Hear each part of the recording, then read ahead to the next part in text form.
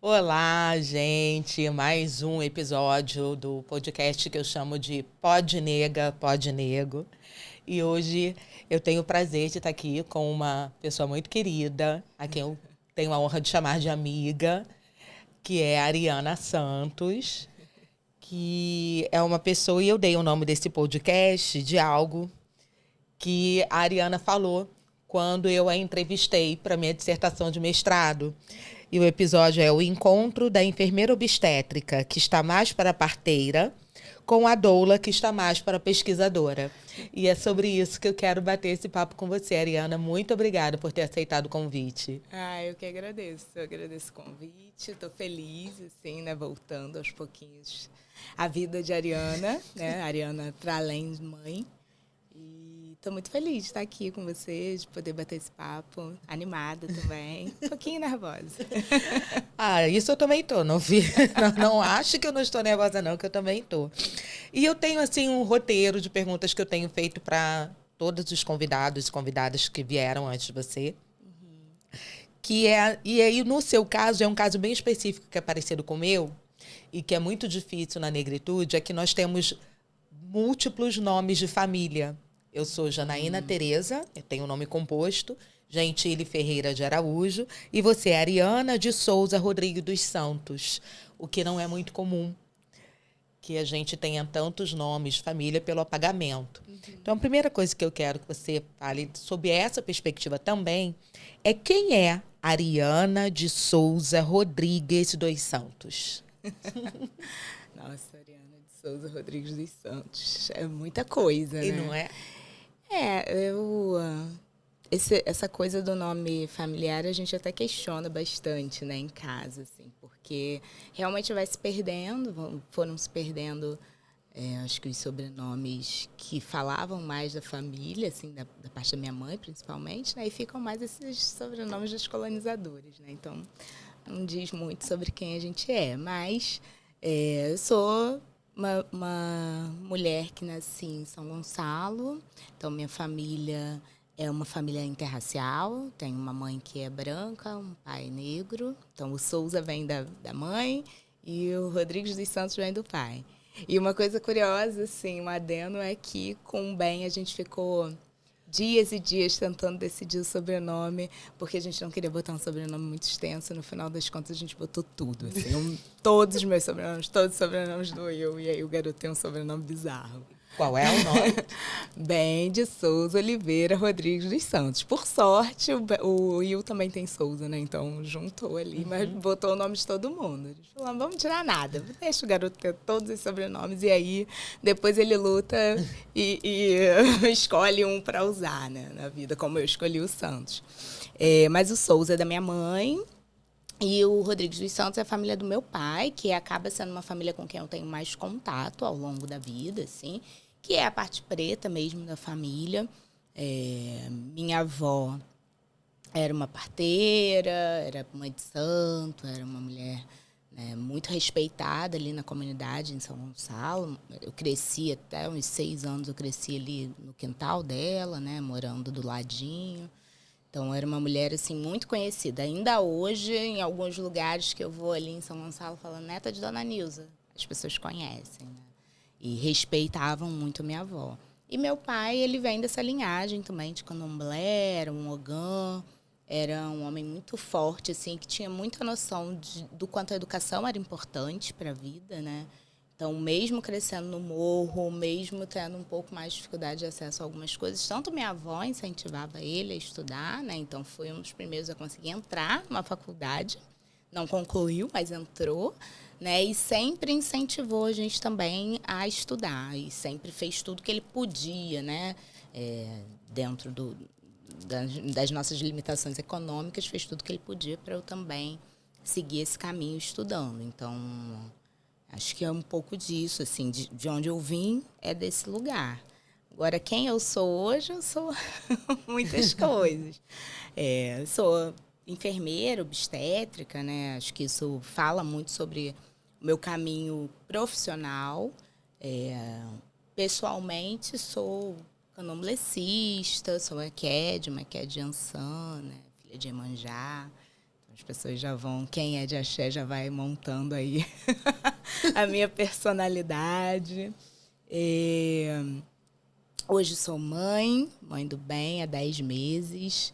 Era um sonho, desde muito nova, queria ser mãe, depois desisti desse sonho, porque eu acho que eu fui entrando muito em contato com a realidade da maternidade, né? Trabalhando como enfermeira obstétrica, como parteira eu já estou fazendo parto domiciliar há 13, vai fazer 14 anos.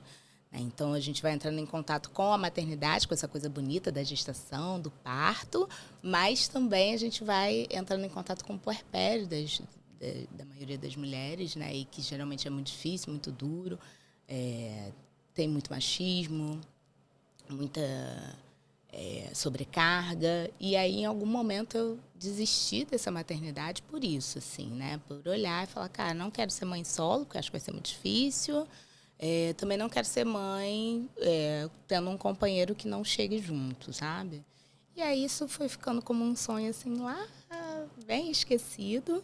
E aí, com 39 anos, surge o Will, que é um companheiro, um super companheiro, assim, no sentido de chegar junto, de exercer a paternidade real. Era um homem negro, que era um desejo meu, criar uma família... Se eu tivesse que ter uma família, né, que fosse uma família preta, assim. E, enfim, e aí o sonho ressurgiu. A gente decidiu tentar. Eu brinco que o bem só estava lá de cima esperando para se jogar, assim, porque na primeira tentativa eu já engravidei. E estou há 10 meses descobrindo essa loucura aí que é ser mãe, né? A gente sai um pouco mesmo desse lugar de mulher, assim, vai penetrando nas profundezas do nosso ser, assim, da nossa alma, sabe? A gente vai descobrindo forças que a gente não sabia que tinha, paciência que a gente não sabia que tinha. Eu acho que é amor mesmo, assim, eu já fico emocionada mesmo, porque nada se compara ao amor que você sente por uma criança, assim, que você escolhe ser mãe, né? Porque eu acho que não tem tanto a ver só com o gestar. Tem a ver também, acho que muda muita coisa, mas quando você escolhe ter uma criança na sua vida e amar essa criança, assim, e passar pelos desafios, é muito profundo, é muito transformador, assim. Quando você me pergunta quem eu sou hoje, é mais difícil de responder do que eu responderia há 10 meses atrás, sabe? Era mais fácil me definir quando eu não era mãe. Sendo mãe, eu estou descobrindo. Eu fiquei com algumas dúvidas sobre a Ariana antes de ser mãe, por exemplo. Você é filha única? Tem? Não, eu tenho uma irmã, e tenho um irmão por parte de pai com quem eu não tive quase nenhum contato. Então, realmente, assim, a gente não tem um vínculo. Ele é uma história bem bizarra, assim, porque ele foi adotado pelo avô. Então, na certidão, o nome que é o nome do avô, porque o avô, né, e a mãe eram pessoas brancas que não aceitaram que meu pai fosse o... Quer dizer, a mãe acho que aceitou, né? Sim, já que tinha uma relação com meu pai. Sim. Mas o avô não aceitou. Então, na época, meu pai não pôde registrar e o avô registrou. E parece que, assim, cortou mesmo o contato. E aí, esse contato, ele foi reaparecer. Eu acho que eu tinha 16 anos e eu perdi meu pai com 17. Então, assim, foi um contato muito rápido. Depois, realmente não vingou, assim, né? Acho que por todo o contexto, porque não teve essa proximidade antes e porque ele surge ali, a convivência com ele fica um pouco mais intensa num período de luto. Então, não foi uma coisa que deu match mesmo, assim. Então, acaba que eu sei da existência dele, ele sabe da minha existência, né? Mas a gente não tem muito contato. Mas com a minha irmã já é uma outra relação, que é realmente a relação de irmãs que crescem juntas, né? Então, hoje minha irmã é uma das minhas melhores amigas, assim, super parceira. No meu puerpério, chegou junto no nível hard, assim, ia pra minha casa fazer tudo, lavar, passar, cozinhar. é apaixonada pelo bem, eu sou apaixonada pelo filho dela, que é meu sobrinho, Ravi. E é isso. Em relação à família, eu não sei o que mais que eu posso falar, assim, porque eu tenho uma relação próxima com esses familiares que são da parte paterna, né, da minha família. Tenho uma relação com algumas pessoas da família da minha mãe, um pouco mais próximas, mas é uma relação, né, que às vezes tem um afastamento. Acho que com a família do meu pai a gente tem essa coisa mais forte, talvez até por ter sido uma criação de terreiro, né? Então a gente tem essa coisa mais forte o Natal é todo mundo junto, Páscoa todo mundo tem que vir almoçar em algum momento junto. Tem essa coisa mesmo da força familiar, né? E com a família da minha mãe já não tenho tanto. Então, o que eu sei também mais de história e tudo mais acaba sendo desse lado paterno. Minha prima, ela conta muito as histórias da minha avó. Então, ela fala que a minha avó, ela acabou virando mãe de santo porque foi realmente obrigada, não era uma coisa, né? Na época dela não tinha status. Então, eu cresci dentro de um terreiro que ele tinha embaixo as imagens, embaixo do altar, todas as imagens relacionadas, né, aos orixás e tudo mais, mas na parte de cima, né, e aí ficava tampadinho com uma cortina, e na parte de cima era a parte que tinha as imagens católicas, porque é um terreiro fundado em 1946, se não me engano.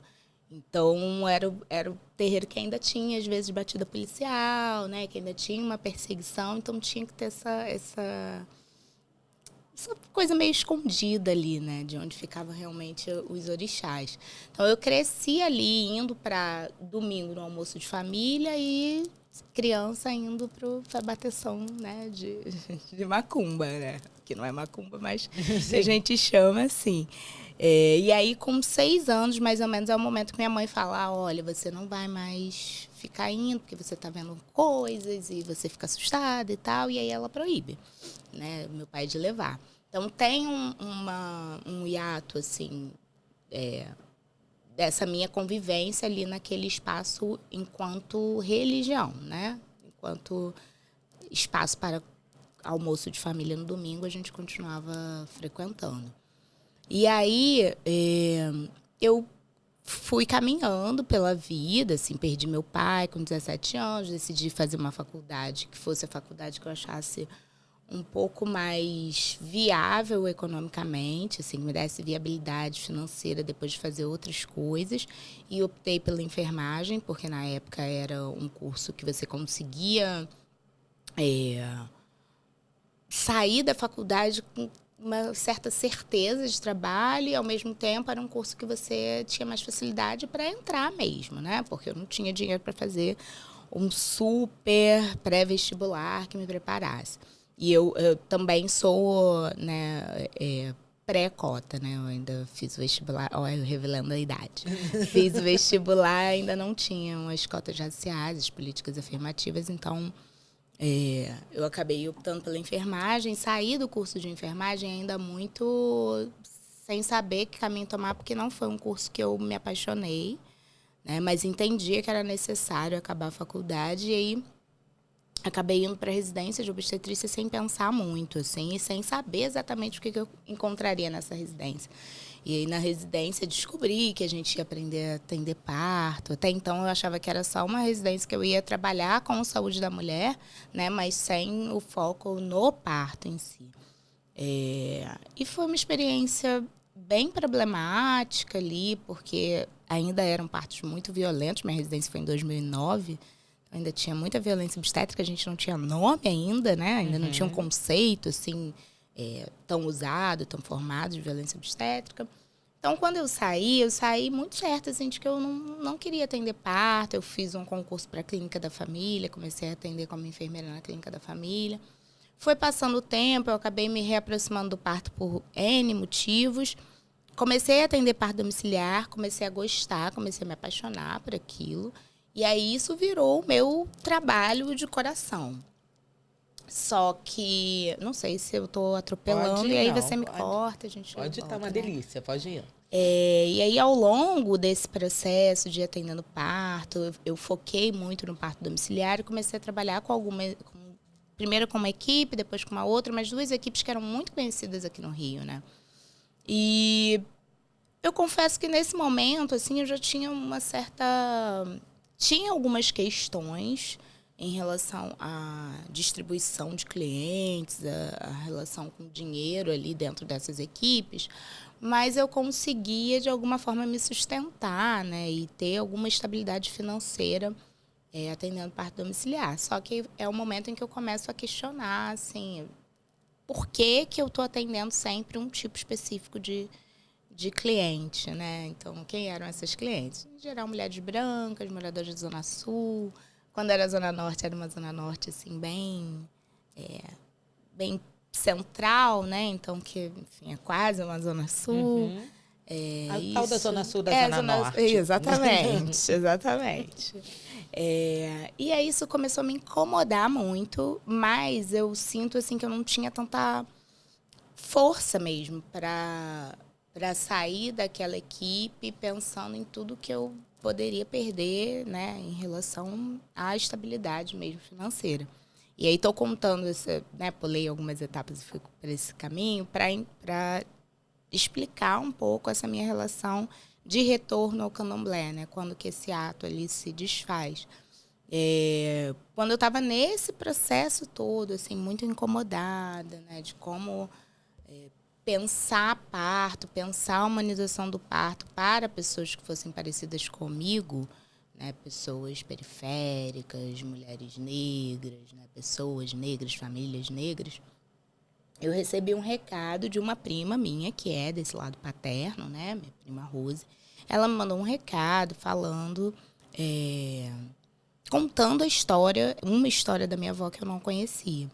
Ela contou que a minha avó, ela era uma parteira, ela tinha atendido alguns partos na família, inclusive o parto dela, dessa pessoa que estava mandando o recado, mas que essa parteria dela não era uma parteria tradicional, aprendida, né, de mãe para filha, de vizinha para vizinha, enfim.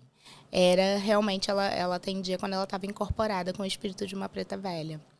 E aí isso muda tudo, assim, muda toda uma perspectiva em relação ao caminho que eu achava que eu tinha escolhido mesmo, e que aí tudo começou a fazer muito mais sentido, sabe? Eu acho que é essa coisa, assim, da gente pensar, né, cosmovisão, ancestralidade, que você fala, cara, tudo que eu achei que foi o acaso, que foi sorte, na verdade, eu acho que já era ancestralidade me encaminhando para o que eu tinha que fazer mesmo, né? Porque é isso, não gostava do curso de enfermagem, escolhi só porque era mais prático, porque ia me dar dinheiro para depois sair de casa, para agir minha vida. Saí da faculdade, fiz a residência por uma questão financeira, escolhi um curso que eu achava que seria mais ok, mas sem pensar que eu iria atender parto.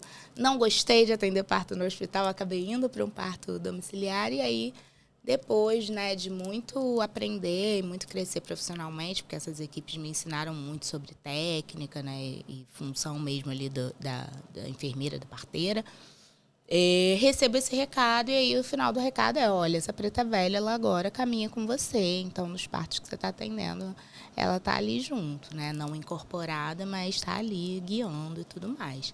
E isso me deu força para ir para um outro caminho, que aí eu falei, cara, se tem essa galera aqui comigo, eu consigo fazer o que eu quiser.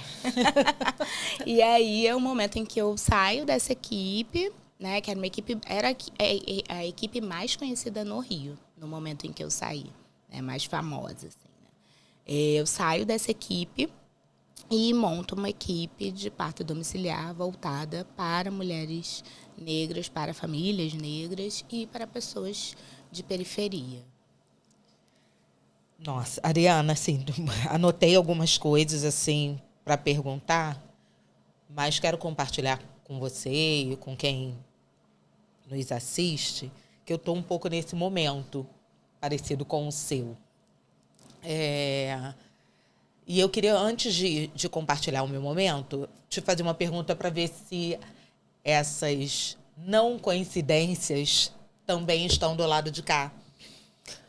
Você fala que até uma certa idade, 6, 7 anos, você frequentava muito esse terreiro, frequentava muito esse espaço religioso da sua família, da família do seu pai, e que a partir de 6, 7 anos, por conta da sua mãe, há um hiato. Esse ato, ele vem com uma outra vertente religiosa ou não? Como é que é esse seu caminho e esse retorno? Pois é, a minha mãe, ela é o que eu falo, né? Apesar dela ser a pessoa branca da família, minha mãe não era uma pessoa com uma situação econômica boa, assim, né? Ela estava até abaixo ali da família do meu pai. Então, também tem um pouco de ignorância, de intolerância e tudo mais. Mas ela não era uma pessoa extremamente religiosa. Acho que isso me salvou um pouco, porque ela tinha fé. Então, assim, a lembrança que eu tenho pequena era o quarto da minha mãe, assim, tinha uma Nossa Senhora Aparecida, tinha uma Arca da Aliança, tinha uma pirâmide, tinha uma bruxinha, tinha tudo ali naquele... O altar dela era, sabe, nem era um altar, era só uma mesinha ali de cabeceira com tudo que ela queria deixar lá. Então, ela não me levou para uma religião porque ela não tinha essa religião. Mas, óbvio que ela aceitou melhor, né, as coisas que eram ofertadas pelas religiões cristãs.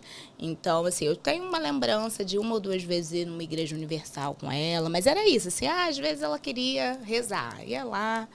Aí, enfim, rezar não, né? Porque eles não podem falar rezar, né? É oração. Mas, enfim, às vezes ela queria e me levava. Mas também, assim, meu pai, a família da minha avó, como era umbanda, tinha esse hábito de ir à igreja católica, tá? Também. Então, é isso. Tem que bater o tambor no sábado, mas no domingo de manhã você vai à missa, né? Enfim. E é lógico que isso carrega toda a questão mesmo social ali, do período em que é criado o terreiro e tudo mais. Mas dentro da minha escola tinha como se chama? A catequese? Catequese. E aí é o caminho que não é que você, criança, acaba sendo levado, assim. Então, eu fiz a catequese, aí da catequese tinham outras coisinhas que você ia fazendo. Então, fiz cruzada eucarística, aí depois, adolescente. É um momento, e é uma coisa que eu falo muito sobre as religiões de matriz africana hoje, que eu tenho, não é uma crítica, né? Mas que eu vejo, assim, que a gente acaba perdendo muito adolescente jovem, porque a gente não tem esse empenho em manter eles dentro do terreiro como as igrejas têm, né? Então, assim, eu adolescente, querendo, né, encontrar novos amigos e ver lá uns gatinhos e tudo mais, você tem o encontro de adolescentes com Cristo, você tem o encontro de jovens com Cristo, você tem... E, para além disso, tem a questão da religiosidade mesmo, né? Porque você está ali, às vezes você está... né, num momento de sofrimento, de tristeza. Então, nesse período, né, com 17 anos, eu passo por um luto e tá ali a Igreja Católica, né, te dando algum acalanto, né? E eu fui realmente entrando, assim, muito fervorosamente na religião católica. Fiquei ali, fui coordenadora de grupo jovem, enfim.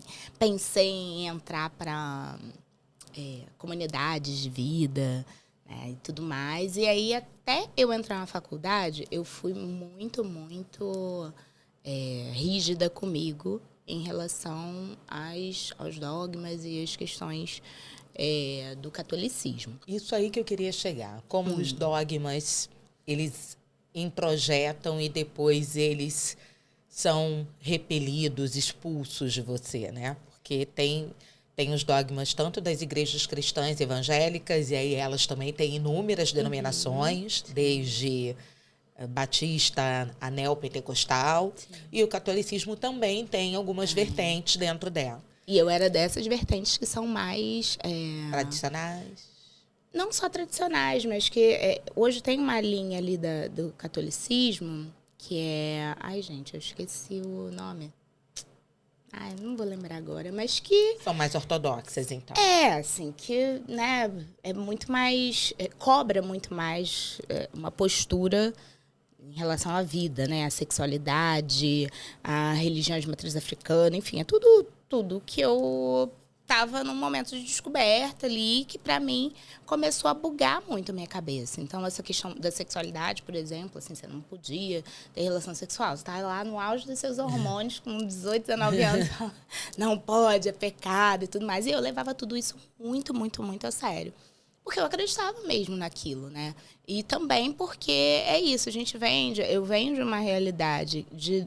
Eu não passei pela miséria, né? Eu acho que os meus pais, eles passaram pela dificuldade, assim, de às vezes faltar mesmo alimento e tudo mais. Eu não passei por isso, nunca, em nenhum momento da minha vida. A gente tinha dificuldades ali em algum momento. Você não vai poder ir num passeio da escola, você não vai poder comprar tudo que você quer, você não vai poder ter a boneca que você quer, mas eu não passei pela miséria.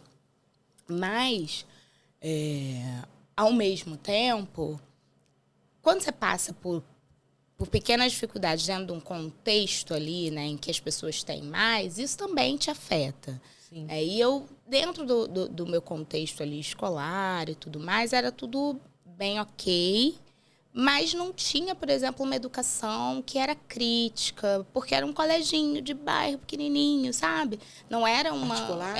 Era particular, mas era... Particular que se aquele podia particular pagar. que se paga, exatamente. Que não vai ter você não vai aprender a ter um pensamento crítico e tudo mais. Então, eu falo que a mudança vem realmente quando eu entro na faculdade, porque não que a faculdade tenha me trazido toda a história do mundo, até porque era uma faculdade de enfermagem, mas você conhece pessoas de outros territórios, com outras histórias, com outras vivências. E aí você vai começando a ter a curiosidade, você vai começando a ter pensamento crítico mesmo, você começa a ler outras coisas, né? Para além da Bíblia e para além, sei lá, dos livros, né? Ali que tinham naquela escolinha pequenininha, que eram livrinhos de história, né? De ficção e tudo mais. E aí, quando eu comecei a me deparar realmente com história, entendendo o que foi a Igreja Católica para os negros. Eu começo a entender o que é ser negro, assim, bem por Neuza cima. Santos, não, assim, eu sempre soube que eu era negra. Eu tinha alguma noção, assim, de que o racismo existia, mas eu sempre fui, assim, a menina sagitariana, divertida, legal e muito inteligente. Então, eu nunca sofri, assim, bullying na escola, não sofria um racismo escancarado. É lógico que eu já sofria racismo, Sim. mas eu não enxergava, não tinha essa dimensão. E aí, eu acho que com a faculdade, com as leituras, eu começo a entender que o catolicismo não é uma religião que me representa, que possa me representar por toda a história do catolicismo em relação até ao processo de escravização. Né? E aí eu me afastei do catolicismo, mas eu me afastei do catolicismo e, assim, lógico, juntou isso, a parte histórica, com a parte, né, de ser uma adolescente, de querer viver a vida e de ficar bugada mesmo. Eu lembro, por exemplo, eu tinha... Na minha casa, minha mãe sempre ouviu muita música e ela, assim como na religião, ela vai de 8 a 80. Porque nisso tudo que eu contei, antes de tudo, minha mãe casou no centro, tá? De Umbanda, com meu pai, lá no centro da minha avó. E depois não podia mais ir pro centro. Mas, enfim, minha mãe ouvia de tudo e aí eu lembro que ela ouvia muito Clara Nunes. Então, eu cresci ouvindo Clara Nunes, adorando e tudo mais. Num dado momento, dentro da Igreja Católica, eu quebro o CD da Clara Nunes, porque eu não posso ouvir aquilo, porque aquilo é do diabo e tudo mais. Então, assim, eu acho que juntou um monte de coisa, junta esse pensamento crítico com a necessidade mesmo de ser jovem, né? E viver a vida e poder ouvir um CD, né, de cultura brasileira sem me sentir culpada. E eu me afastei e falei, cara, não quero mais religião, porque a religião estava dominando a minha vida. Eu não quero que ninguém domine a minha vida. Eu não pretendia ter outra religião até receber esse recado da minha prima. Porque aí eu entendi que eu tinha que me reaproximar da ancestralidade. Mas eu fico, assim, um bom tempo sem religião nenhuma, só realmente acreditando, assim, que existe um Deus que está dentro de mim, sabe? Que se tiver que me julgar, ele vai me julgar pelo meu caráter e não porque eu me apaixonei e tive uma relação sexual com aquela pessoa, né? Ou porque eu, enfim, sei lá, Porque eu fui hoje num terreiro, então pequei, eu não vou, se eu morrer, eu vou pro inferno, sabe? Eu consegui me libertar disso. E aí a vida muda mesmo, porque fica leve, né? Você consegue se concentrar, eu acho, no que importa, sabe? Que é ser uma pessoa decente, é ser uma pessoa boa, é fazer o bem, é organizar sua vida direitinho, sem passar a perna em ninguém, sem tapear ninguém, porque você também julga menos. Quando você não está mais, né? Não que eu seja contra as religiões, Sim. eu acho que eu sou contra o extremismo, mas quando você não está mais ali se obrigando a ter uma vida que você não gosta, porque você acha que aquilo é o certo, você também não acha que o outro é obrigado a fazer o que ele não quer, sabe? Então fica mais leve para você e fica mais leve para você conviver com o outro, assim, para você respeitar as diferenças, sabe? Então é isso, eu fico um bom tempo assim, sem nenhuma religião, até que eu realmente me reaproximo do candomblé, mas com uma maturidade também de saber a hora de entrar na casa, saber a hora que não está mais legal. Então, para mim, assim, dentro do candomblé, eu sempre fui uma pessoa que respeito muito a hierarquia, mas eu não sou uma pessoa que eu vou ficar numa casa, por exemplo, que o pai de santo acha que ele tem direito de bater em você, ou xingar você, ou agredir você, sabe? Assim como eu não ficaria numa igreja que o pastor, né, me incentiva toda a igreja, toda a comunidade, com discursos de ódio e tudo mais, eu também não vou ficar numa casa de candomblé onde eu não seja bem cuidada, né? Porque hoje a minha visão é, Iemanjá cuida tão bem de mim, esse tempo todo, eu tô com 41 anos e eu tô sendo o tempo inteiro guiada e cuidada pela ancestralidade, sabe? Vovó Maria está aqui cuidando, Iemanjá está cuidando, Iansã está cuidando. Como é que eu vou estar numa casa em que o meu zelador não está sabendo cuidar bem de mim? Né? E aí não é só sobre saber fazer rituais. É sobre saber acolher essa mulher, né? Entender que essa é uma mulher preta que traz uma história, carrega, né, seus traumas, carrega suas dores, carrega suas potências, pode ajudar dentro da casa, pode fazer a casa melhorar, mas também precisa de acolhimento, também precisa de cuidado, também precisa, né? Eu acho que às vezes a gente em todas as religiões, acho que isso acontece, você bota todo mundo no mesmo bolo, assim, a regra é igual para todo mundo. Não pode ser, sabe? Não pode ser, porque a vida não é igual para todo mundo, assim. Tem gente que passa mais perrengue, tem gente que não passa. Quando a gente está falando de equidade, a gente não está falando disso, de tratar as pessoas de maneira diferente, para que todos tenham, né, uma certa igualdade ali, para que todos tenham uma certa oportunidade. Que dentro de uma religião você vai simplesmente botar todo mundo no mesmo barco, falar vai ser assim para todo mundo, não individualizar aquele cuidado, sabe?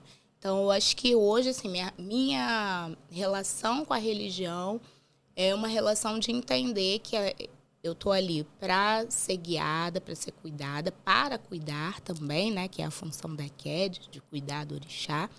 Mas eu não me anulo mais para caber dentro de uma religião. Eu respeito a hierarquia, eu respeito as pessoas, eu respeito o Pai de Santo. Eu aprendo, eu abaixo minha cabeça para aprender. E aí eu realmente, assim, quando eu trago essa reflexão, não é sobre, não vou sentar no chão, não vou dormir na esteira. Não tem nada a ver com isso. Isso aí eu vou fazer tranquilamente, sabe? Eu acho que tem a ver realmente com ser respeitada, sabe? Dentro desse lugar todo, dentro dessa pessoa que tá, né, que eu estou construindo. Então é isso, eu sou ariana, eu sou mãe, né? Eu sou enfermeira, eu sou EQED, eu sou um monte de coisa e eu quero ser cuidada e respeitada nesse lugar, sabe? Uma das coisas que eu escrevi no meu roteiro é a encruzilhada de nossas dissertações. A encruzilhada é algo usado muito por alguns pensadores, alguns pesquisadores, mas por um deles, que é nosso amigo, que é o Wesley Solaterra, né? Ele fala muito sobre a encruzilhada. E eu quero compartilhar, então, a encruzilhada dessas questões religiosas, né? Comigo, na verdade, a minha família também vinha de terreiros. Eu só não sei dizer se era umbanda ou candomblé, porque eu, enquanto criança, neguei isso. Porque eu era a única criança onde eu morava, onde eu frequentava, na escola onde eu estudava, que tinha o nome de Janaína. E todo mundo debochava do nome, né? E eu nasci em 1972, eu tô com 53 anos. E isso era muito pesado para mim. Então, eu comecei a entender que o meu nome era ruim. Era um nome muito ruim. Era o nome de quem era macumbeiro, de quem era macumbeira, de quem era de diabo. A minha melhor amiga era evangélica, então isso piorou a situação. A minha melhor amiga e vizinha, nós morávamos próximos e estudávamos no mesmo colégio. Então ela me dava muitas aulas sobre os motivos pelos quais as religiões de matriz africana, e a gente nem falava dessa forma, eram ruins, né? E que eram demoníacas. E teve um episódio, eu já adolescente, não vou lembrar muito a idade, mas não nem tão adolescente, próximo da juventude, e nem tão criança. Eu pego as guias da minha mãe, você quebrou o CD da Clara Nunes, eu peguei as guias da minha mãe e dei fim nas guias. Eu não joguei fora. Ela não estava em casa, eu sabia onde é que estava. Você queria salvar ela, porque era do diabo, né? Exatamente, salvar, assim. E isso é uma coisa, assim, que ela fala com muita dor, e hoje eu, por conta da sua história, decidi revelar publicamente que eu fiz isso. Eu joguei fora as guias, algumas roupas de santo, as que estavam ali juntas. Joguei fora. Literalmente abri a lata de lixo. Não dentro de casa, saí, né? Nem poder resgatar. Nem poder resgatar. Deus, tão caro. E sumi porque queria salvar. Ela e meu pai brigavam muito, então eu achava que o motivo daquelas brigas eram aqueles artefatos, era o diabo que estava presente dentro de casa.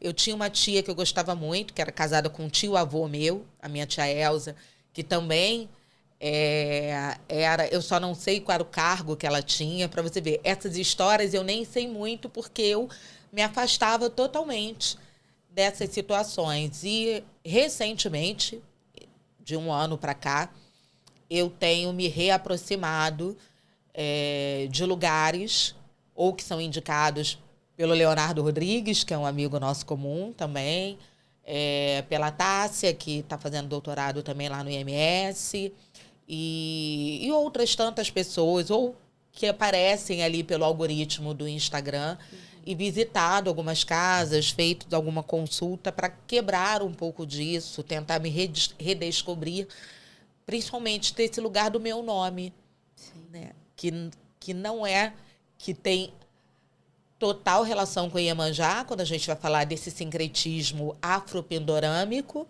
né? E não afro-brasileiro, né? Como diria Nego Bispo. Esse foi um dos motivos que eu te chamei, porque eu sabia que você tem essa função, e eu queria que você me explicasse o que é ser uma EQED, por exemplo. Eu não sei. A EQED, na verdade, assim, a função, né, é uma pessoa que não incorpora, né? Eu estou usando o termo incorporar, sim, porque é o mais usual, ela não incorpora. E ela tem como função, assim, a gente fala que é um cargo dentro do candomblé, né? É como se ela já nascesse pronta. Então, ela tem como função cuidar do orixá. Então, é ela que você vai ver ali quando você vê um xerê bonitão, orixá, vestido e tudo mais. Você vai ver uma pessoa com uma toalhinha secando o orixá. É a pessoa que vai lá para dentro vestir o orixá, né? Para além disso, no momento em que a gente tem lá feituras, rituais, a EQED está sempre muito presente para dar suporte ao Pai de Santo nesses processos. Então, a EQED, ela tem essa função e ela tem, né, esse cargo que é como se fosse uma pessoa que já nasceu pronta. Assim, ela não precisa passar pelo processo de incorporação para estar tão próxima do orixá. Né? E aí, cada EQED é de um jeito. Então, tem algumas que falam ouço aqui uns negocinhos na minha cabeça. Tem algumas que sonham, falam, sonhei, batata vai acontecer, né? A EQED com quem eu tive mais proximidade, que era a EQED hoje eu não tenho uma casa fixa, eu tenho uma casa onde eu me cuido, mas não sou filha da casa. Mas a primeira casa que eu fui, que é onde eu começo a trabalhar toda essa questão das pretas velhas e tudo mais, eu tinha uma EQED que era quem me guiava, assim, né? E ela era muito... Cara, ela sonhava num negócio assim, ó, gente, sonhei, vai acontecer, tá? E aí passava um mês... Batata. Era assim, ó, alguém vai engravidar, hein? Porque eu sonhei, tal coisa, tal coisa, tal coisa. Um mês fulano estava grávida, sabe? Era uma coisa assim muito bacana. E uma das coisas que eu lembro, se um dia a Luana ouvir, ó, a Luaninha mora no meu coração, assim, que é isso, eu saí da casa de santo, né? Dessa primeira casa, mas hoje eu tenho contato com todo mundo, tava aqui agora me chamando para ir para festa de herê, para levar o bem e tudo mais. E eu lembro de uma situação assim, porque as ECADs, às vezes, são colocadas meio de escanteio, né? Assim, você não incorpora, então você não tem tanta... Enfim, não é tão... Sei lá, não sei se é próxima do orixá a palavra, mas assim, não tem a coisa da macumba, né? E aí a gente teve uma festa nessa casa. Foi uma festa grande, de 7 anos, né? Completando ali 7 anos de iniciação de uma pessoa. E no final da festa teve um brinde. E aí o avô de santo, né? Que é a pessoa que fez o pai de santo da casa, chamou todas as pessoas que tinham cargo para o brinde. Né? E aí chamou todos os ogãs, chamou os pais de santos mais velhos que estavam na casa, chamou todo mundo. E as EQEDs, que tinham trabalhado pra caramba a noite inteira, suadas, pingando, ele não chamou para o brinde. E aí, no dia seguinte, a gente conversando ali, né, na roda, falou, cara, não acredito, só a gente não foi chamada e tal, não sei o quê. E aí tinha uma champanhe na casa ainda, fechada. A gente falou, não, vamos abrir a nossa champanhe, então, e vamos brindar só a gente. Vai ser só eu e você, Lu, nananana. E aí a gente botou a champanhe na mesa, foi pegar os copos, e ela falou assim, porque minha mãe, Ansan, sabe o tanto que eu trabalhei, ela sabe o quanto eu mereço esse brinde. E na mesma hora a champanhe, puf, explodiu. Estourou.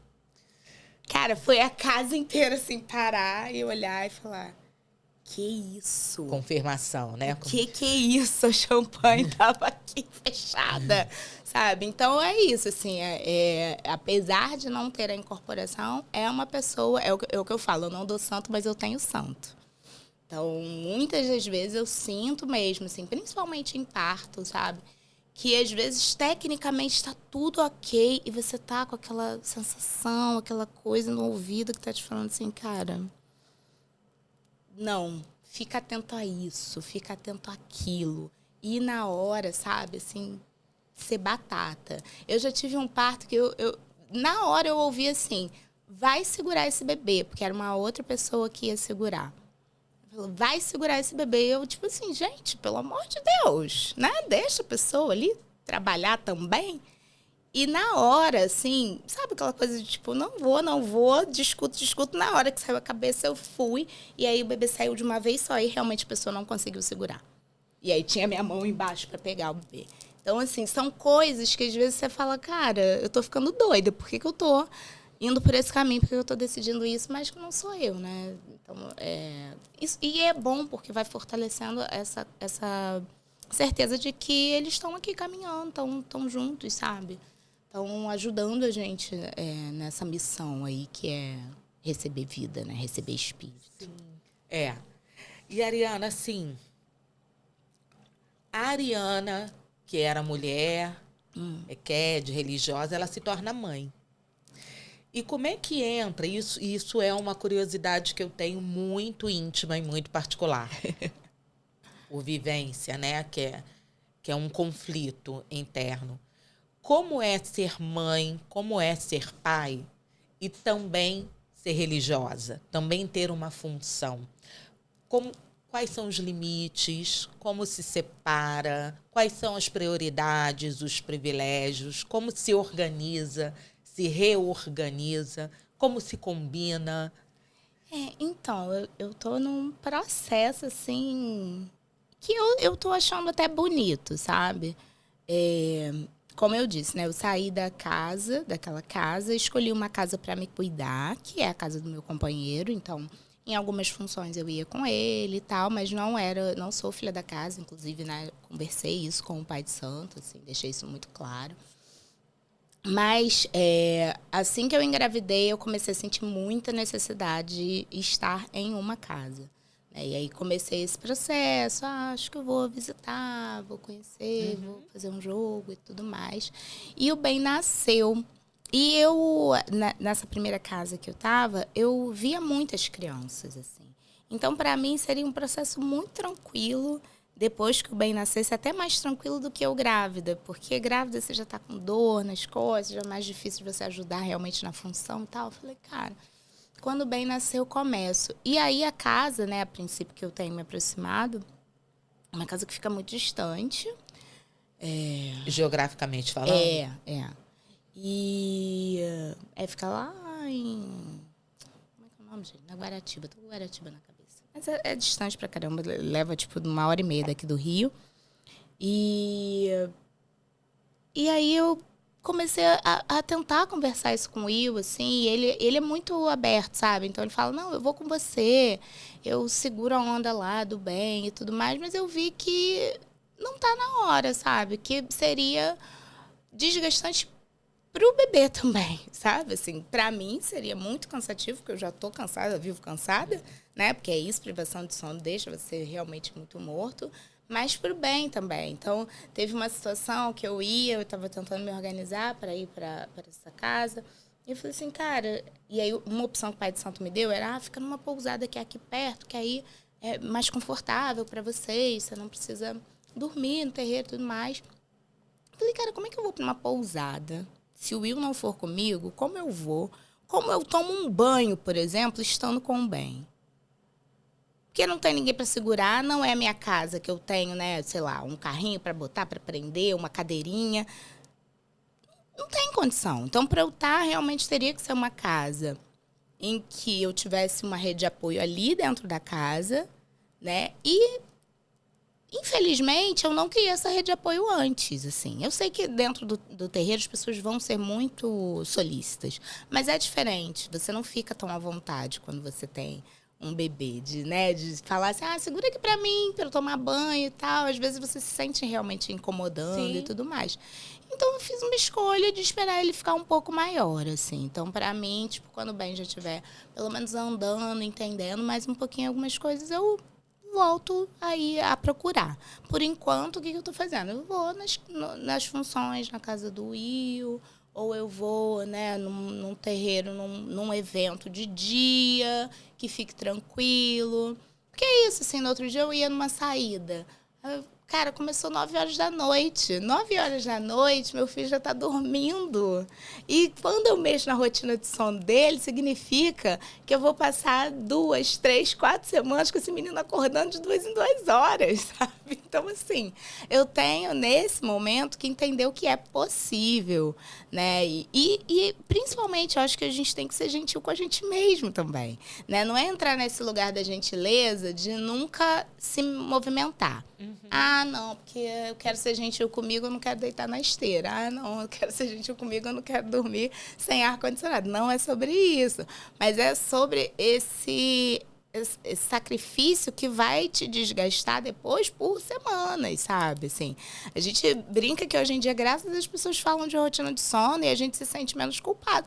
Mas assim como eu não estou indo para o terreiro, eu também não estou indo para a roda de samba, que eu amo. Eu também não estou indo para determinados aniversários que eu gostaria de estar indo. Eu também não estou indo, às vezes, nem na casa de uma pessoa, porque eu sei que passou de 9h da noite, ele não está na cama, vão ser vários dias seguidos esse menino acordando de 2 em 2 horas. Amo, meu filho, amo, mas fisicamente é esgotante, porque no dia seguinte... Ele tá lá, acordadão, que ele é o inimigo da soneca, né? O menino não tira soneca, tira uma soneca às vezes de tarde. Então, é o dia inteiro correndo atrás dele. Eu acho que é isso, assim, eu tô num lugar de entender e de conversar muito, muito, muito com o orixá, sabe? Assim, converso muito com o Iansã, converso muito com o Iemanjá, com o Ogum também, assim, que acaba sendo da família, né? Converso muito com eles e falo, né? Me comprometo de que em algum momento isso vai voltar. Porque quando eu estava lá, eu acho que eles viam como eu era, sabe? Assim, de fazer as coisas com muito amor, com muito respeito. Então, eu acho que esse momento vai chegar. Assim como tudo está chegando. A maternidade tem me ensinado isso, né? Porque quando nasce, hoje em dia, a gente tem tanto acesso a coisa na internet que você fica assim... Será que ele vai falar? Será que ele vai andar? Será que não sei o quê? Será que a introdução alimentar, isso está certo, isso não está? Será que vai ter um diagnóstico, né? Exatamente. E o bem, ele vai me ensinando todo dia que é no tempo que tiver que ser. Sabe? Então, assim, não adianta, mãe, você querer que com 6 meses eu sente e faça igual o videozinho que você viu no Instagram da criança comendo. Não vai acontecer, entendeu? Não vai, não foi assim. Então, assim, hoje, com 10 meses, ele come bem. 10 meses. Então, assim, dos 6 meses até os 10 meses, você fica ali, meu Deus, será que o garoto, o que que era? Você fala, não, cara, é o tempo dele, sabe? Então, respeitando o tempo dele, eu tô aprendendo a respeitar o meu tempo também. Sendo gentil com ele, eu tô aprendendo a ser gentil comigo também, assim, até onde dá pra ir sem a gente se esgotar. Porque quando você se esgota também, e aí nesse caso, né, pensando novamente na questão do terreiro, não seria um esgotamento só pelo bem, seria um esgotamento para, né, fazer esse esforço de estar ali dentro do terreiro agora. E acredito que do casal também. Isso que eu ia falar. Isso afeta não só o fato de você estar ou não no terreiro, mas se você está esgotada, esgota a relação do casal, esgota a sua relação com a sua casa. A gente agora teve, né, o privilégio, assim, enfim, a bênção de conseguir comprar uma casa. E uma casa, né, que é isso, nós, né, que somos famílias pretas, sabemos que a gente não vem herdeiro. E essa casa tem um quintalzinho, assim, que deu para botar uma churrasqueira, uma mangueirinha e tal. A gente tá, tipo, no céu. E aí, assim, os momentos em que a gente fica muito esgotado, até a casa passa a ser um problema.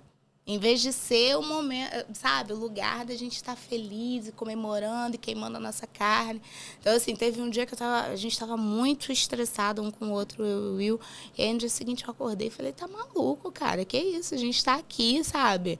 Numa casa que é nossa, que vai ficar pro nosso filho. Não, vamos. Pega uma cerveja zero álcool, pega uma churrasqueira, bota aí meio quilo de carne, já tá bom, só pra gente queimar uma carne e tomar uma cerveja zero álcool e viver, sabe? Viver essa conquista. Porque eu acho que é uma coisa... A nossa geração, acho que tem mais problema com isso do que essa geração que está vindo agora, que quer viver, que quer existir, que quer curtir os momentos, realmente. Né? Apesar de ter a crítica da rede social, que fica ali o tempo inteiro tirando foto e tudo mais, mas eu vejo que é uma geração que já fala assim, cara, eu não quero trabalhar 12 horas no dia. Exatamente. Eu quero trabalhar 6 e 6 horas eu ir para academia ou fazer alguma coisa que me dá prazer, nananana. A nossa geração não, a nossa geração conquista e já tá pensando assim, eu conquistei aqui a casa, peraí, o que eu vou fazer agora? Agora eu tenho que trocar de carro, agora eu tenho que não sei o quê. Agora, cara, não, sabe, assim, eu comprei uma casa, mas eu não tô conseguindo ir pro terreiro, eu vou ficar infeliz por isso, porque... Não, assim, hoje não tá dando pra ir pro terreiro, eu vou, assim que eu sentir que tá possível, sabe, que não vai ser um sacrifício, que eu não vou estar lá já pensando no dia seguinte, que eu não vou dormir, né? E vou aproveitar o que eu tenho hoje, assim. O que eu tenho hoje? Eu tenho essa proximidade que eu vou deixar que é muito bonita. Eu tenho eles aqui pertinho, cuidando de mim, cuidando do bem, cuidando da minha família. Tenho minha casinha, tenho minhas coisinhas. Então, vamos aproveitar, vamos assim, ser feliz aqui no que a gente tem, né? E aí o planejamento vai surgindo conforme eu entendo que é o tempo das coisas mesmo.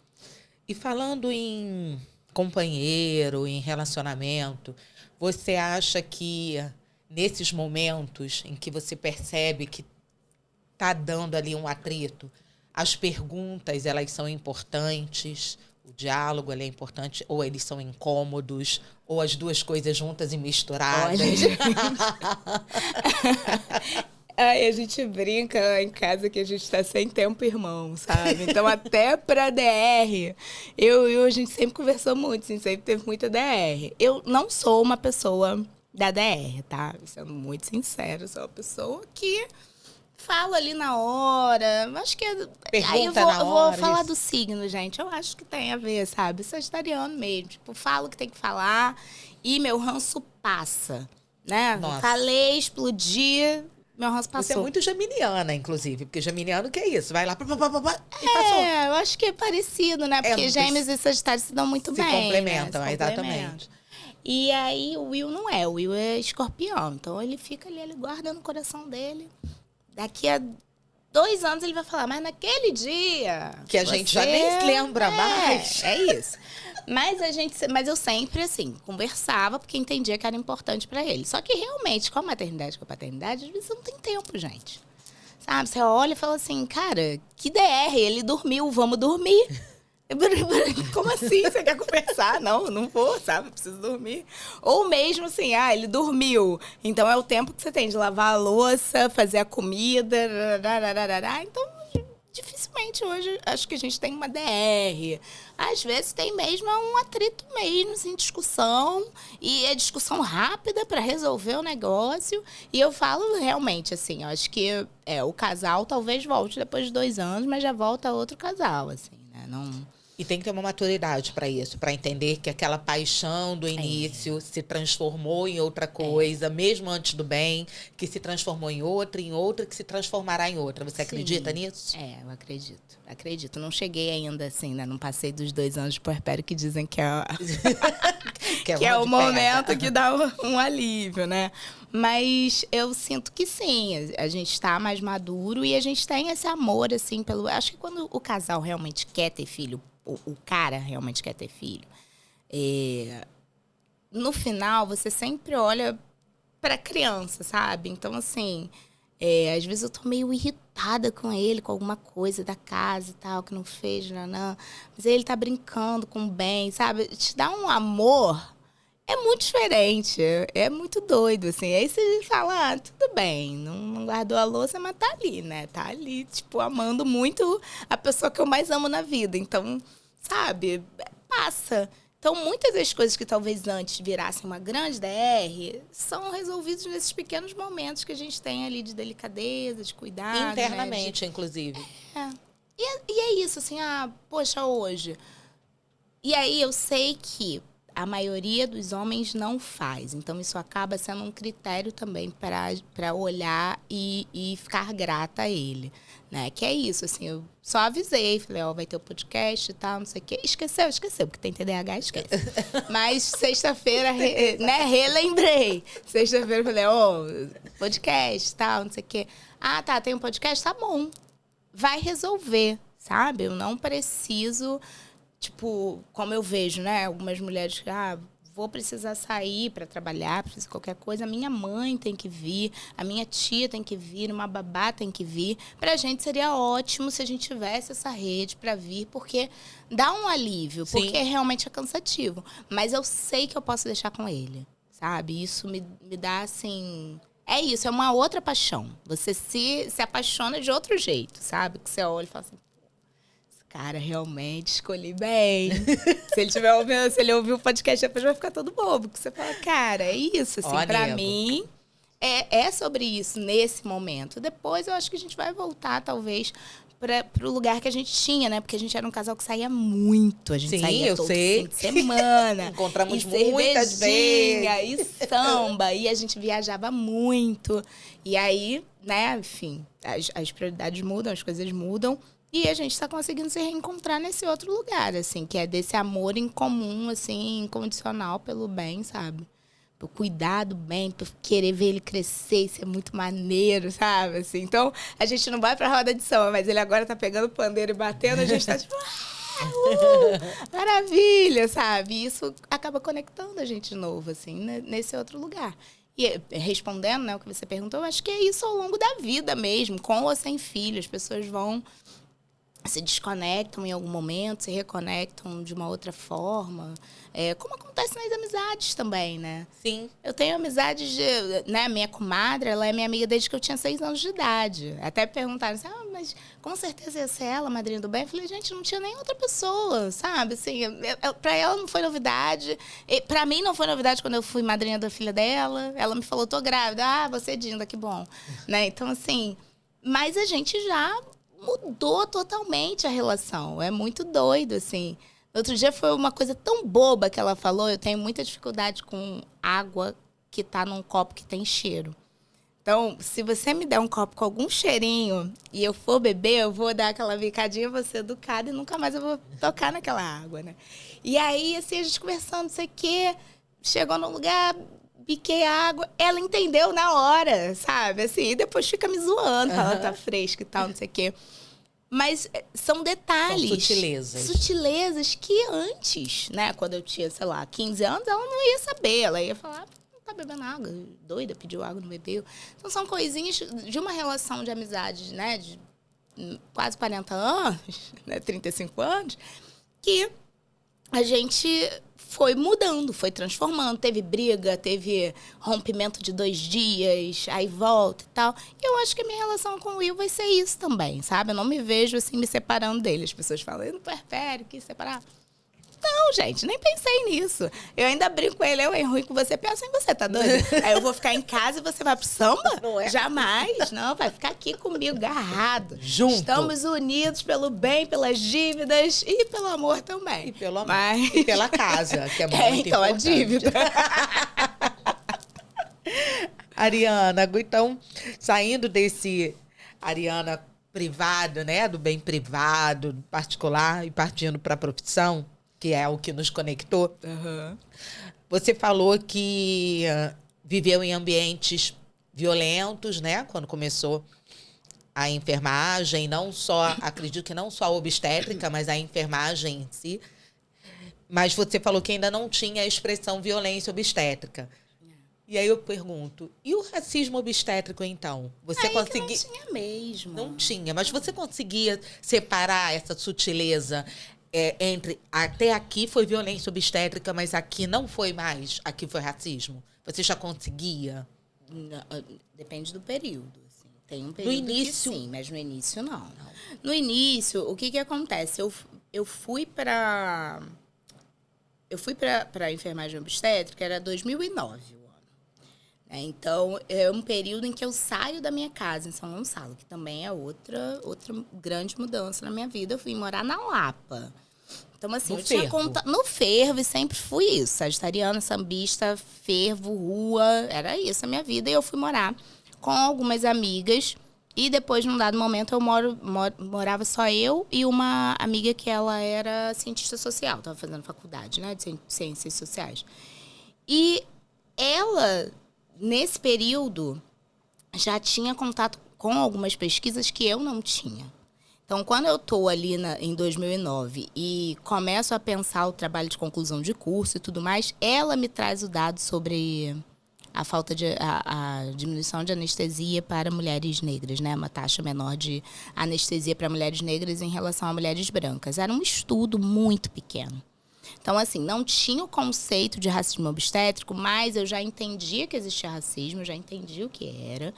E eu entro em contato com essa pesquisa. Então, na residência, o meu trabalho de conclusão de curso da residência é trazendo isso, né? Só que ali mesmo eu sofro um monte de racismo, porque a orientadora não aceita que eu traga essa temática. Então, para falar de fatores raciais, eu tive que trazer fatores socioeconômicos, né? E o título era alguma coisa assim, como fatores raciais e socioeconômicos influenciam o parto, né? E aí não tinha um conceito de violência obstétrica, então falava só dessas técnicas que eram usadas de maneira errônea em mulheres negras e tudo mais. Então, ali eu já tinha uma noção. Quando eu vou para o hospital, que é no ano seguinte, né, que eu começo efetivamente a trabalhar, no final da residência, aí eu consigo já identificar em algumas situações que aquela mulher está sendo um pouco mais maltratada. Mas eu acho que a certeza absoluta, assim, isso aqui é racismo, só racismo, ela só está sendo tratada assim, vem depois. Porque eu acho que é isso, é o processo de amadurecer, né, os conceitos e as ideias. Então, quando eu vou para o mestrado e eu começo a escrever, eu começo a ler mais, né, eu dedico um tempo da minha vida para ler sobre raça, sobre a maternidade preta, sobre negritude, sobre agência feminina negra, sobre isso tudo, aí eu entendo o que eu estou vendo ali no hospital. Aí eu nomeio o que eu estou vendo no hospital. E aí, com certeza, sim, existe uma diferença gritante no atendimento. A minha prática hospitalar é toda SUS. Eu não trabalhei em hospital particular, só trabalhei em hospital particular quando é contratado, né? A pessoa contrata a equipe, eu vou para perinatal lá, atendo, pronto, acabou. Mas toda a minha vivência é de SUS. E aí, dentro do SUS, você enxerga hoje perfeitamente quando é uma questão de violência obstétrica, que aquela pessoa está usando uma técnica, né, ou um xingamento, alguma coisa, só porque ele é misógino mesmo, porque odeia mulher e tudo mais. E quando realmente essa pessoa está sendo tratada de forma diferente porque é uma pessoa negra. E aí, no meu caso, né? Meu parto, ele foi exatamente isso. Assim, eu olho para isso e falo, cara, não tem como não ter sido racismo, sabe? Estava dentro de uma maternidade maravilhosa, privada, né, com uma hotelaria incrível. Tinham 2 enfermeiras brancas na minha frente, enquanto eu falava, ó, tô sangrando, vou morrer, vou chocar. E elas ali numa amorosidade, sabe? Assim, uma coisa absurda, até que eu choquei. Aí, quando eu choquei, quase morri, aí realmente foi o estardalhaço, veio todo mundo, depois veio o supervisor, enfim, um monte de gente da perinatal para, né, médico, eu acho até para abrandar ali a situação, né, para evitar talvez um processo. Então veio médico, veio supervisora de enfermagem, veio todo mundo. Mas no momento assim que eu entro no quarto e que eu vou relatando o que eu estou sentindo, e o mais interessante desse meu caso é que o meu primeiro relato é de dor. Né, que eu falo, tá uma dor que não tá normal, tá doendo muito, aí eu já começo a ficar meio pálida e tal. E elas olhavam assim, tipo, sabe? Tipo, não é pra tanto. Para. Não exagera. Você suporta mais. Você aguenta, né? E assim, a Bruna, que era a enfermeira que estava comigo, uma mulher branca, ela falou, será que eu posso pegar o acesso, né? Eu posso pegar a veia dela para eu fazer a medicação, já que vocês não conseguem? E elas, não pode, sabe? Então, assim... Foi plantão, Ariana? Não, assim, eu tive uma equipe particular. Eu sangrei na sala. Entendi. Durante a minha cesariana. E aí elas reverteram, fizeram todo o protocolo. Então, assim, eu acho que eu tive um sangramento que em 10 minutos foi resolvido. E aí, tudo bem, saí da sala bem, me limparam direitinho, a gente tirou foto com a equipe, tudo mais, e a minha equipe particular foi embora. Então, quando eu fui pro quarto, e aí tem aquela demora, né, até você chegar no quarto, tal, não sei o que. Quando eu cheguei no quarto, eu já cheguei com muita dor. E aí essa dor foi piorando. E aí, em algum momento, eu pedi a comadre. Quando colocou a comadre, foi começando a sair sangue. E elas não queriam chamar a obstetra de plantão, porque aí, como a minha equipe tinha ido embora, eu precisava da obstetra. E aí, quando chama a obstetra, que já foi um processo demorado, e aí você fala, por que não quer chamar a obstetra? Tem uma pessoa reclamando de muita dor, né? Pós-parto, já tinha tido uma hemorragia na sala. Como que você não chama a obstetra? Por quê? Qual o motivo? Não tem motivo. Então, o único motivo que eu consigo enxergar é que a minha dor não era tão importante assim. E aí, quando elas chamam, a obstetra vem, tira muito coágulo. Ela enche, assim, para quem é enfermeiro vai entender, para quem é da área da saúde, ela enche 3 cubas rins de coágulo. Então, são 3 potes grandes. E sai. Vai embora. E não tem vigilância. Então, tipo assim, eu vi realmente a minha hemorragia, tá sangrando, tá com um monte de coágulo aqui, tirei, tchau. Né? E vai embora, não me deixa com medicação prescrita, nada. E aí, quando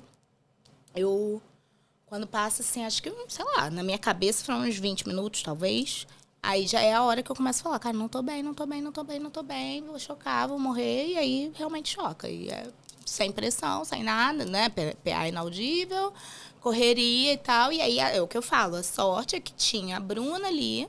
Porque, às vezes, eu penso assim, talvez se fosse uma outra enfermeira obstétrica, negra também, né? Que é o padrão do Sankofa. Sim. Talvez elas ainda questionassem. Mas aí, na hora que eu desmaiei, a Bruna saiu correndo. Tipo, desmaiou, vocês vão esperar morrer, o quê? E aí, vem todo mundo correndo e tal. E aí, enfim, chegou num nível de precisar cogitar a esterectomia. Não cheguei na esterectomia, porque aí o protocolo, elas começam a fazer o protocolo de hemorragia. Quando elas estão me transferindo para o centro cirúrgico, a Mari chega, que é a minha obstetra, né? Ela voltou. Mari Ferreira? Que ainda teve essa demora de conseguir falar com a Mari e tal, de ligar, né?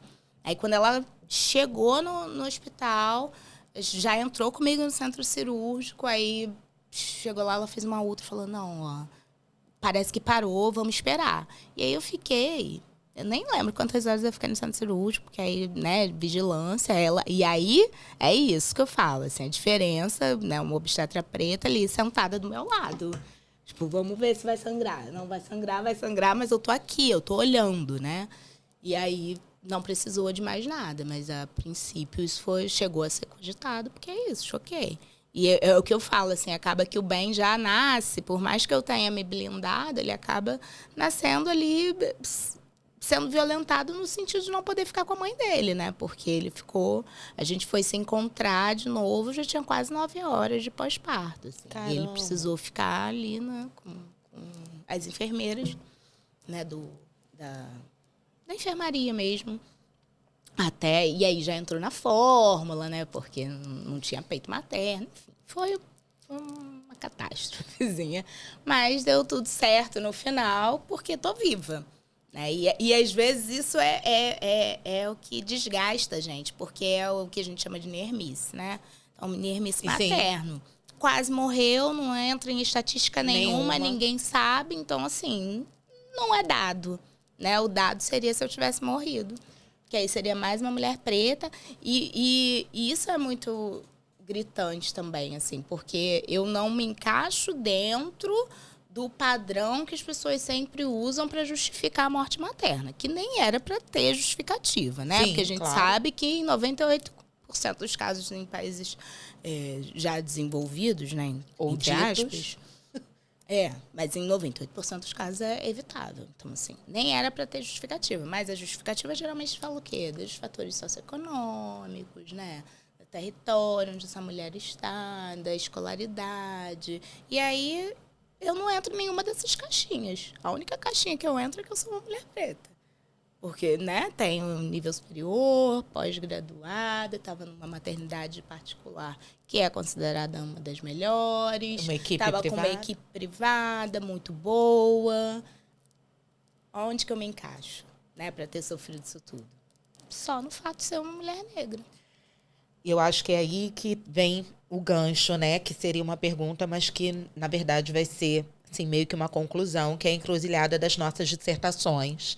Quando você nomeia do corpo colonizado ao corpo humanizado, trajetórias e percepções acerca do cuidado perinatal e da agência feminina negra, em que você, acho que, percebe ela na própria pele, você percebe a sua dissertação na própria pele, enquanto eu, admirando o seu trabalho, desde o primeiro dia que a vi, sempre falei isso, falo sobre o que é doular mulheres negras, uma análise das práticas de cuidado e testemunho das violências através das experiências de doulas negras que atuaram com o projeto Sankofa Atendimento Gestacional, que elas trazem exatamente esse olhar, não do projeto Sankofa em si, né? Mas eu queria estudar o Sankofa, o que seria essa agência feminina negra, seria quase que ousar continuar a sua dissertação, né? Você termina com uma agência feminina negra e eu vou lá querer saber que agência feminina negra é essa, dessa autora.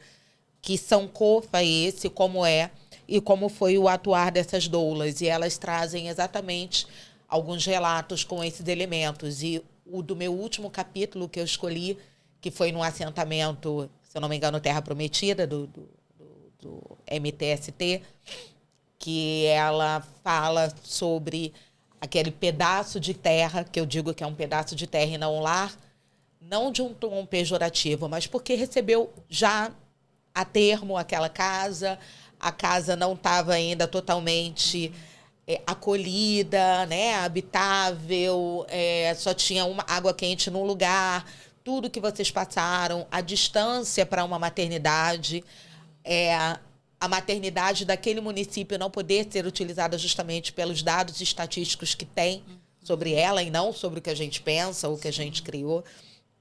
Então, não sei se você concorda, mas eu acho que as encruzilhadas das nossas dissertações estão aí. E eu queria que você respondesse 3 coisas para a gente finalizar.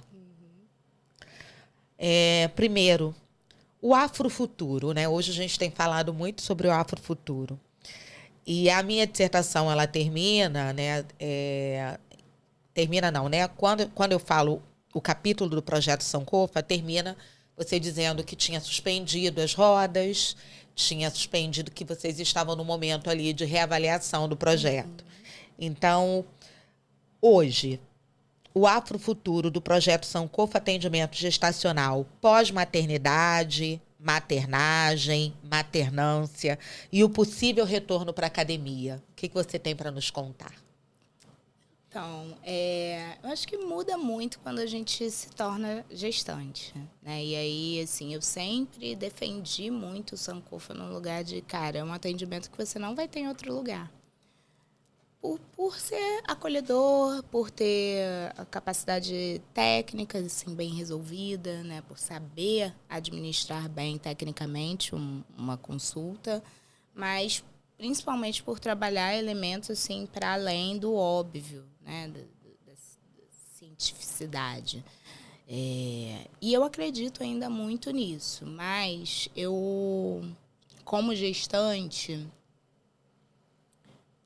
eu olhando assim para o Sankofa, eu pensei que algumas coisas precisam ser repaginadas, repensadas. E eu estou nesse momento, assim, agora, especificamente, na sexta-feira eu atendi o primeiro parto pós-maternidade, né? Que não foi um parto domiciliar, era uma transferência para o hospital e foi um parto perfeito, lindo e tudo mais.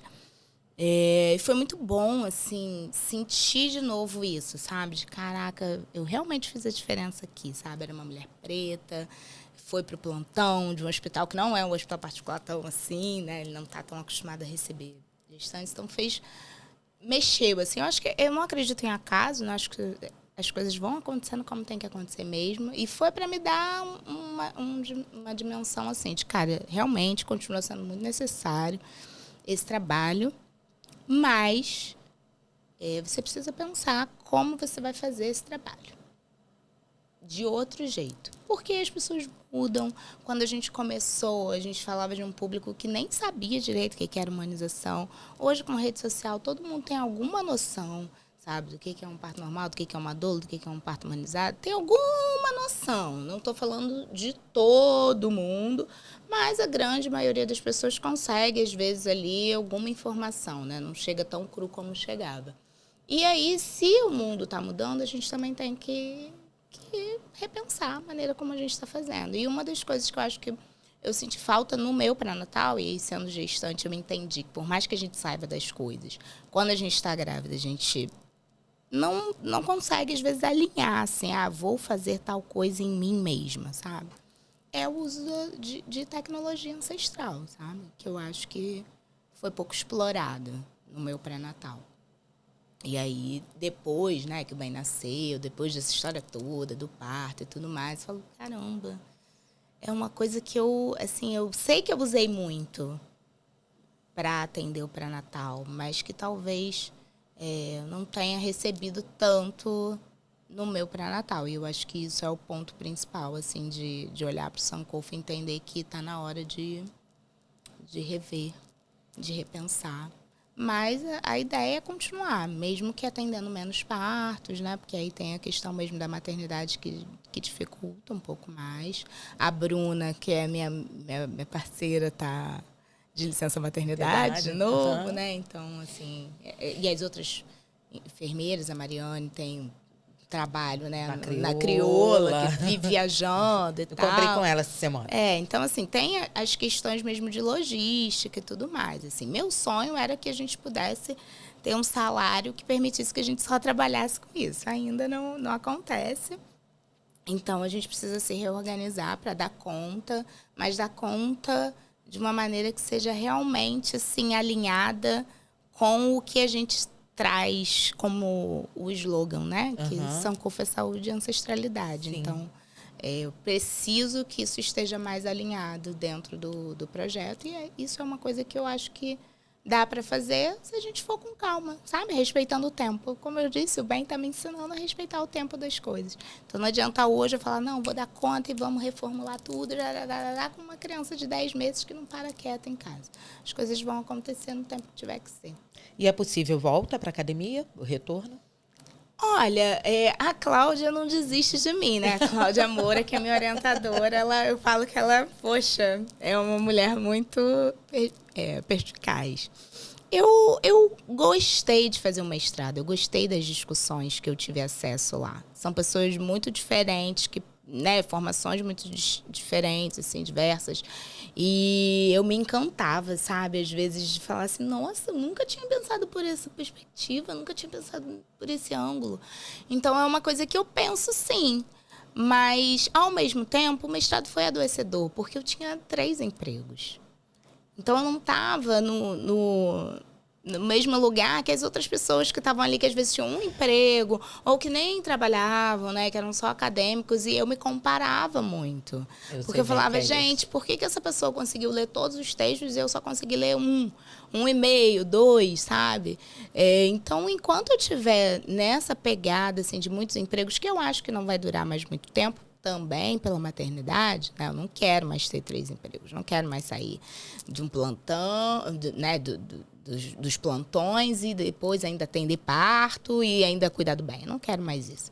Então, provavelmente, eu vou ter um emprego e o Sankofa, né? E aí eu acho que talvez o doutorado seja uma possibilidade. Mas, assim, vamos jogar lá para 2027, 28, 29. Então tem possibilidade. Tá logo ali. Na verdade, tá logo ali. Porque eu acho que até a gente fazer 40 anos, a gente fica assim, meu Deus do céu, eu vou fazer 40, minha vida não tá resolvida. Depois que você faz 40, você fala assim, daqui, meu filho, vai ter tempo ainda. Bota aí mais 40 anos, pelo menos, que eu devo viver. Dá pra fazer o doutorado nesse tempo, não precisa ser semana que vem, sabe? Eu não tô com 53? Com certeza. E agora, para finalizar, eu criei, assim, uma espécie de jogo de palavras pro nome do podcast, né? Deus. Que é Pode Nega. Eu não sou essa pessoa do Pode Nega. Sim, eu não tenho. E aí, gente, olha só, já vou falar. Massa cinzenta deu uma diminuída. Vamos lá. Nada, é tranquilo. A pergunta é assim: como é a atuação do Sankofa para quem pode, nega? É isso. Como é a atuação do Sankofa para quem pode, nega? Cara, eu acho até hoje que é uma atuação diferenciada, porque a gente se enxerga nas nossas clientes. Assim, né? Eu uso sempre o termo cliente, porque eu acho que não é paciente mesmo, mas eu acho que a gente se enxerga. Então, a atuação do Sankofa é uma atuação ainda de muito acolhimento, de muita escuta e de muito respeito. Mas quando eu pergunto para quem pode, nega, é para quem pode pagar. Para quem pode pagar? Você quer pode, os dados? Não, dados. Não precisa ser dados. Como é para quem pode? Cara, eu acho que é um atendimento bom, assim, muito... Eu acho bom, não. Acho que é um atendimento de excelência. Na dissertação, vou melhorar. Você disse que tem uma questão de retroalimentação. Sim. Pro projeto, então é isso. Então, a ideia sempre foi de que as pessoas que pudessem pagar, de alguma forma, subsidiassem o atendimento de outras pessoas que não poderiam pagar. Esse era o foco do Sankofa e é até hoje. Então, assim, eu não vejo uma grande diferença no atendimento em si, né? Lógico que a gente tem as características, né? O atendimento é mais individualizado, então a gente tem as características de cada pessoa, de cada família, e aí a gente vai tentar entregar o melhor que é necessário para aquela família, para aquela pessoa. Mas a ideia realmente é essa, que pensando em equidade, pensando, né? Hoje em dia a gente tem um discurso assim, de ser antirracista, né? As pessoas brancas principalmente, serem antirracistas, de lutarem por um mundo mais igualitário, né? Eu acho que é o que faz mais sentido, que pessoas que possam pagar ajudem a subsidiar o atendimento de pessoas que não podem pagar. Enquanto a gente não tem um serviço de excelência como esse no SUS, e realmente nesse momento a gente ainda não tem, então que seja assim. Eu acho que é o que faz mais sentido para o nosso discurso de vida, né? De entender que a vida tem que ser equânime.